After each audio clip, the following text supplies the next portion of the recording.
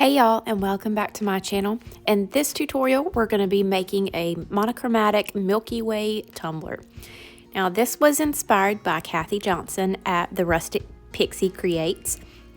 I watched her tutorial about 50 times and then I made the cup. So here is her information. It'll also be down below. She has an amazing group and her tutorial is perfection. So definitely go check her out. You will not regret it. All right, so I am applying a very, very thin layer. We're using less than 1 milliliter of a little extra ink epoxy on this 16-ounce plump from the Steel Magnolia. We are using the epoxy method because it has a much longer dry time than using Mod Podge or some sort of glitter glue to apply our glitter. And after applying, I just dab my hand all around the cup to even things out, so we can jump right into our glitter.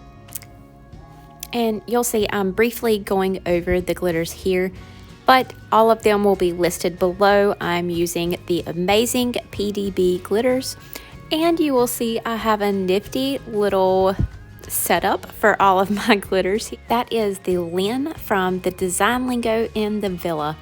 Y'all, this is awesome. I make a mess out of my glitters, especially when I'm doing something that requires multiple glitters or a Milky Way or something that I mix a lot of micas in with.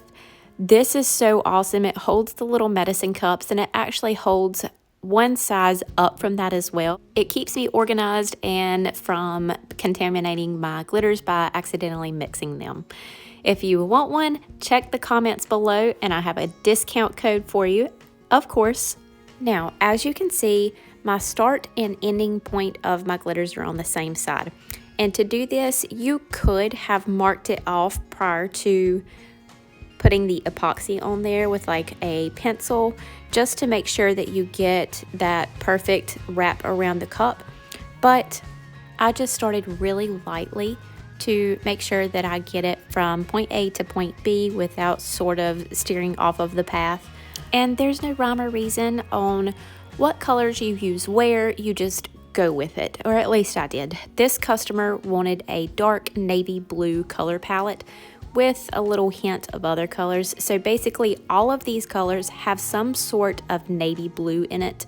So they're blending really, really well. And if you have colors that are different, like if you have a red and a blue side by side, then going really, really light-handed and then just gradually building up your glitters is what's going to help you get that perfect blend.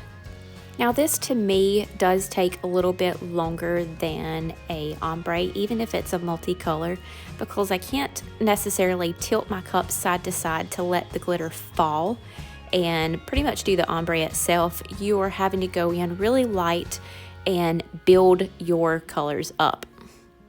Something to pay attention to as well when you're picking your glitters is get different cuts, different elements in it. Like a couple of these have little silver stars in it. And then I picked another glitter that had some some silver flakes and little holographic pieces. So it really makes each glitter color stand out from each other, although we are using pretty much the same color. And for the bottom, I'll always use a finer cut glitter, either a extra fine or a fine XL like I'm using here in the video. And y'all, I'm sorry, I keep going off frame. I can't see, so I have to get up close and personal, and I did not realize that I was going off frame so much. I use a little extra ink epoxy, so about 4 hours later I was able to spray this twice with a matte clear coat, give that some time to dry. I applied my first layer of epoxy. Once that was dry, I sanded really well, and then what you see here is a second layer of epoxy. Now this layer is going to be really thin because we don't want too much movement in our micas. And I have about 2 milliliters of epoxy in each of these 3 cups, and I'm just mixing the colors to get the shades of blue that I want for this cup. I used BLUETIFUL in one, and as you can see, I am going to mix BLUETIFUL and the black pearl to get a really gorgeous midnight navy blue. Cosmic is a mega sparkly holographic silver. You can actually use a teeny tiny bit of this to add sparkle to a cup that does not have glitter. So it's definitely one to add to the list if you don't have it in your collection. Now this tumbler sat for about 30 minutes before I started laying on the micas. As I said before, I don't want too much movement in my micas, so I want the epoxy to be set up just a tad, that way I have more control over it. And I have broke little popsicle sticks in half because these cups are so small. And I am just applying my micas in the same motion of my glitter. Pretty much focusing on the center of the design. I really don't want the micas to take over my glitter. I want to still be able to see all that dimension. So I'm keeping it focused on one area, just spiraling around the cup. Just as with the glitter, start with a little amount. That way you can build up what you would like. It's a lot easier to put more on than take it off. Now, if you do get like a gloop or something like that on the cup, you can take your glove finger and just wipe it off, or you can scrape it with the popsicle stick and sort of split the little streak up. Whatever works best for you. Now, a lot of people will leave it at this because these micas will spread just a tiny bit, but they will keep their form. So if you are happy with the way that it looks, then you don't have to move forward with what I'm doing here. I like a more blended look. It looks more uniform to me. So I'm going through with my glove finger and just sort of brushing through the streaks to blend them out just a little bit. And if you do blend yours a little bit, you may want to cut your turner off.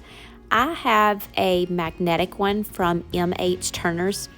I absolutely love it because even while it is still rotating, you can control the cup by just holding on to the PVC pipe. Because the motor is still going, but since it's magnetic, it's not going to damage it by holding on to it. You can still freely turn it back and forth to allow you to either apply your epoxy or whatever you may be doing while still getting some motion in there and your epoxy is not moving too much to one side or the other. Once that has dried, I took it off and gave it a nice level sand and made sure that the top and bottom rim was ready for its final coats. A lot of times when adding streaks of epoxy to your tumbler, you're gonna get some waves because you are not necessarily spreading that out. So although epoxy is self-leveling, you still may get some waves in there, and I just sand that down flat so I can go ahead and apply my decal. This is the decal that my customer chose. I love this phrase. I used a black vinyl to keep that dark color scheme, but offset it with 0.035 by using the textured silver vinyl. I think it allows it to stand out from the cup while still keeping that sort of dark midnight like color scheme. I applied 2 final layers of a little extra ink epoxy, and this cup was ready to go. I hope you all enjoyed this tutorial. I know it's nothing new, but we all make these designs differently, and this is my take on it. As always, links and discount codes for all the products I use will be in the description below, and here is our final product. The 3 little pictures popping up is actually different ways that you can use this cup from the Steel Magnolia. It can be a 16-ounce plump, a 12-ounce slim koozie, or a hydro fit. I love the Steel Magnolia so much. Don't forget to like and subscribe to my channel. Hit the little bell in the corner to be notified anytime a new tutorial drops. Join our Facebook group because I would love to see all the creations that you make. And also follow us on all other social media for lots of fun and giveaways. Thank you all so much, and I will see you next time.